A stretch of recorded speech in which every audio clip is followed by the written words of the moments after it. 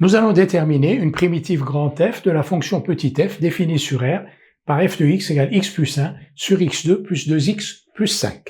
Nous allons donc déterminer une primitive grand F de petit f.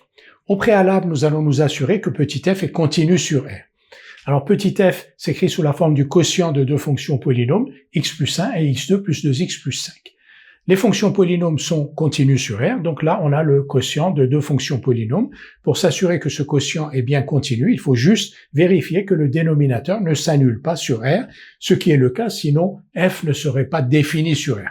Mais vérifions-le quand même, donc x2 plus 2x plus 5, soit on dit que x2 plus 2x plus 5 c'est x plus 1 au carré plus 4, et x2 plus 2x plus 1 plus 4, ça fait bien x2 plus 2x plus 5, et donc x plus 1 au carré plus 4 est supérieur ou égal à 4, donc x2 plus 2x plus 5 est strictement positif et ne s'annule pas. L'autre méthode, c'est de calculer le discriminant de x2 plus 2x plus 5, qui est donc 4, 2 au carré moins 4 fois 5, donc moins 16. Ce discriminant est strictement négatif, donc x2 plus 2x plus 5 est du même signe que du coefficient de x2, c'est-à-dire il est strictement positif.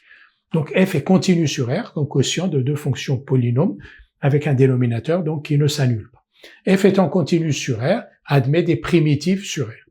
Et nous allons donc déterminer une primitive grand F de petit f. Quand on regarde la forme de petit f, on voit assez vite que x2 plus 2x plus 5, si on l'appelle u, u' va être égal à 2x plus 2, et 2x plus 2, c'est 2 fois x plus 1.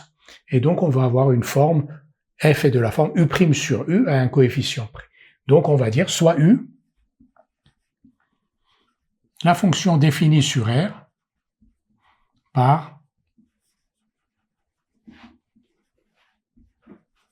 u de x égale x2 plus 2x plus 5. Alors u est dérivable sur R parce que c'est une fonction polynomiale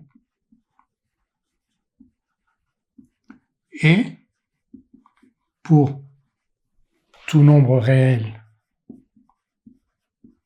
x, u' de x égale 2x plus 2, c'est-à-dire 2 fois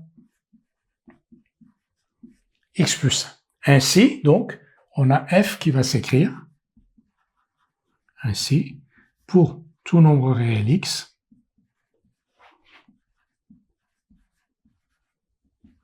f de x égale,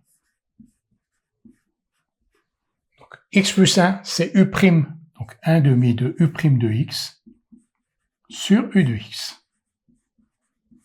Maintenant, petit f est de la forme, donc 1 demi de u' sur u, et on cherche une primitive de f. Et vous voyez qu'une primitive de petit f, c'est logarithme népérien de u, parce que quand on dérive le logarithme népérien de u de x, à condition bien sûr que u de x soit strictement positif, le logarithme népérien de u de x, quand on le dérive, donc ça va donner u' sur u, donc ce que l'on voit ici. Donc f de x égale 1 demi de u' de x sur u de x, avec donc u de x égale donc x2 plus 2x plus 5, et on a vu que u de x était strictement positif pour tout nombre réel x. Et ça c'est important pour pouvoir écrire logarithme népérien de u de x. Et on a donc une primitive grand F de petit f sur, n'oublions pas, sur R est définie par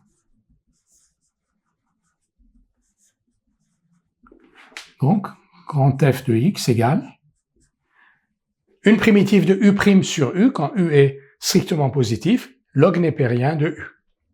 Donc 1 demi de log népérien de u de x, c'est-à-dire 1 demi log népérien de x2 plus 2x plus 5.